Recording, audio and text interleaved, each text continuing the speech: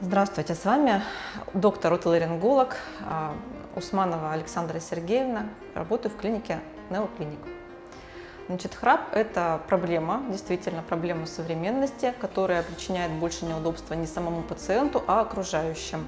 Наша клиника предлагает новейшую методику неинвазивную лечения храпа. Лечение храпа происходит на аппарате фотона под воздействием лазерного облучения. Процедура основывается на фототепловом утолщении и сжатии слизистой язычка окружающих тканей ротоглотки.